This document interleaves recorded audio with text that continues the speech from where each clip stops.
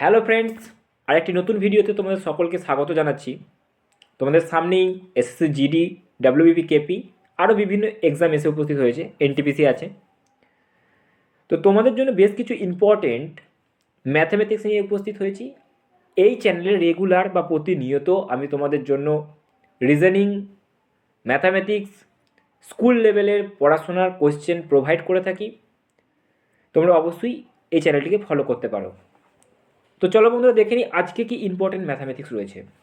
সবথেকে প্রথমে যে ইম্পর্টেন্ট ম্যাথামেটিক্সটা রয়েছে, দেখো বন্ধুরা, খুবই ইম্পর্টেন্ট বলতে পারো।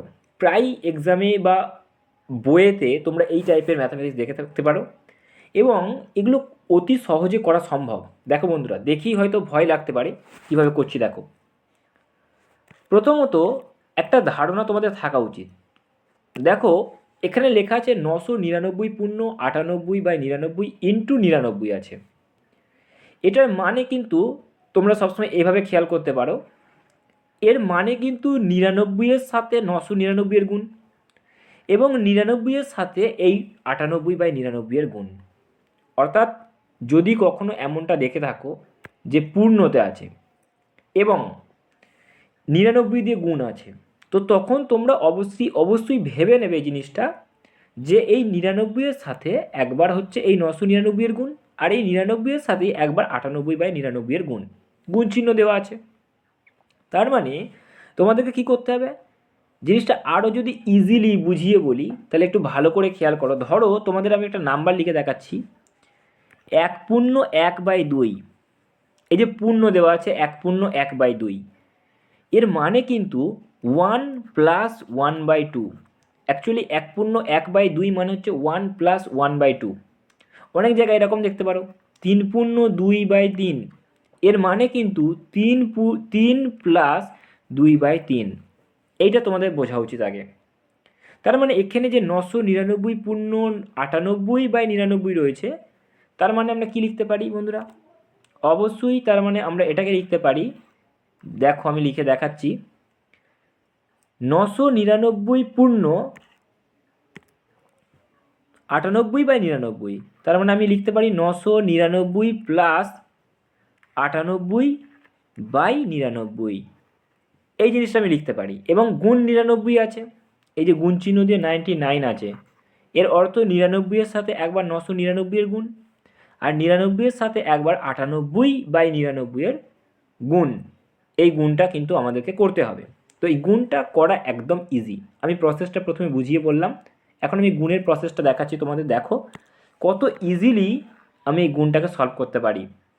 দেখো বন্ধুরা, তাহলে আমাকে প্রথমে 999-এর সাথে 99-এর গুণ করতে হবে একবার। অর্থাৎ 999-এর সাথে 99-এর গুণ আমি করব, কীভাবে করছি একটু দেখো। আচ্ছা, আমি একটা নতুন পেজ নিয়ে নিচ্ছি গুণটা দেখানোর জন্য। দেখো বন্ধুরা, 999-এর সাথে 999-এর সাথে যখন 99-এর গুণ করব, তখন আমি কি করতে পারি, এই 999টাকে আমি এইভাবে ধরতে পারি, 1000 - 1, মানে 999-এর জায়গায় 1000 - 1 করতে পারি। এটাকে তো আমি এই রকম কনভার্টে লিখতে পারি, তাই না বন্ধুরা? 999কে তো 1000 - 1-এ লিখতে পারি, ইন্টু 99 দিতে পারি। তার মানে এইভাবে গুণটা আমি করতে পারি, তবেই আমার গুণের সলিউশনটা বেরোবে। তাহলে 99-এর সঙ্গে যখন একবার 1000-এর গুণ করব, তখন 99,000 হবে, 99,000 হবে। তাই তো বন্ধুরা, 99-এর সাথে যখন 1000 গুণ করবো তখন 99,000 হবে। আর বিয়োগ চিহ্ন করবো কার সাথে? 99-এর সাথে 1-এর গুণ। 99 1 থেকে 99 বিয়োগ করে দেবো, বিয়োগ চিহ্ন আছে তো বিয়োগ করে দেবো। 9 আর 1 10, 9 আর 1 10, 10 মিলে গেলে 0, 9 আর 1 10, 8 আর 1 9, তাহলে 98,901। 98,901 হবে যখন এই দুটোকে গুণ করব, 98,901 অ্যান্সার দাঁড়াবে। ওকে, তো এখানে আমরা কি লিখতে পারি, প্রথমে যখন আমি 99-এর সাথে 999-এর গুণ করছি তখন কি দাঁড়াচ্ছে, 98,901। সরি বন্ধুরা, 98,901 দাঁড়াচ্ছে। তাহলে আমি প্রথমে এই 999-এর সঙ্গে যখন 99-এর গুণ করলাম তখন কি পেলাম, 98,901, এটা পেয়েছি। তার সঙ্গে কত যোগ করব? দেখো বন্ধুরা, আমি একটু আগেই তোমাদেরকে বলেছি 999-এর সাথে 99-এর গুণ হয়েছে একবার, এবার কিন্তু গুণ হবে 98/99-এর সাথে কত? 99-এর গুণ। 98/99 এর সাথে 99-এর গুণ। 99 কেটে যাবে, তাহলে 98 পড়ে থাকবে, তাহলে 98 এখানে আমরা যোগ করে দেবো। তো অনেকের মনে প্রশ্ন জাগতে পারে, একবার বিয়োগ হচ্ছে একবার যোগ হচ্ছে, ব্যাপারটা কি? এই প্রশ্নটা জাগতেই পারে। আচ্ছা, যোগ করে দিই, তারপরে আমি বুঝিয়ে বলছি যে জিনিসটা আসলে কি। 8 আর 1 9, 9 আর 0 যোগ করলে 9, 9 9 8, তার মানে সঠিক অ্যান্সার আমাদের হয়ে যাবে 98 9 9 9। কোন অপশানে রয়েছে? 98 9 9 9, অপশান সি হয়ে যাবে রাইট অ্যান্সার। তো চলো বন্ধুরা, আরেকটু ডিটেলসে বোঝানো যাক, অনেকের মনে প্রশ্ন থেকেই যাচ্ছে। দেখো বন্ধুরা, আমি আগেই বলেছি যে এই যে 999 পূর্ণ 98/99 ইন্টু 99 রয়েছে, অ্যাকচুয়ালি জিনিসটা এরকম ছিল বন্ধুরা। আমি দেখাচ্ছি, দেখো বন্ধুরা, অ্যাকচুয়ালি জিনিসটা এরকম। কীভাবে করতে পারি দেখো বন্ধুরা, 999 পূর্ণ 98/99কে আমরা যদি ভাঙি, তাহলে 999 প্লাস 98/99 হবে, তাই তো? হ্যাঁ, ইন্টু 99 রয়েছে, এই জিনিসটা রয়েছে, তাই তো বন্ধুরা? এখন তোমরা এই জিনিসটা ভাবতে পারো যে এই যে 999 পূর্ণ 98/99 ছিল, একে ভাঙলে পরে 999 প্লাস 98/99 হয়। এখন আমি তো এইটাকে ব্র্যাকেটের মধ্যে রেখে 99-এর সঙ্গে গুণ করতে পারি, তার মানে একবার 999-এর সঙ্গে 99-এর গুণ, সেই গুণটা করে একটু আগেই দেখিয়েছি। এই যে বন্ধুরা দেখেছো তোমরা নিশ্চয়ই, এই যে গুণটা করে দেখিয়েছি, এইটা খুবই ইম্পর্টেন্ট একটা গুণ, সোজা গুণ। এবং কি করতে পারি, একবার এই 99-এর সাথে 999 গুণ করে পেয়েছি 98,901, আর 98/99-এর সঙ্গে 99 গুণ করে একটু আগেই দেখিয়েছি বন্ধুরা, সেখানে তারা মাঝে প্লাস চিহ্ন ছিল, প্লাস করেছি এবং কাটাকুটি করে কত হয়েছে বন্ধুরা, এই যে 99 কেটে গেলে 98 পড়ে থাকে, এই যোগ করে অ্যান্সারটা এইভাবে আসবে। অনেকের মনে প্রশ্ন জাগতে পারে যে এটা প্রচুর বড় লাগছে, কিন্তু বন্ধুরা তোমরা প্র্যাকটিস করো একবার দুবার, দেখো ইজিলি পেরে যাবে, তখন আর তোমাদের বড় মনে হবে না, তোমরা দেখেই অ্যান্সার করে দিতে পারবে। চলো বন্ধুরা দেখে নিই পরবর্তী অঙ্কটা কী রয়েছে। খুবই ইম্পর্ট্যান্ট একটা অঙ্ক রয়েছে।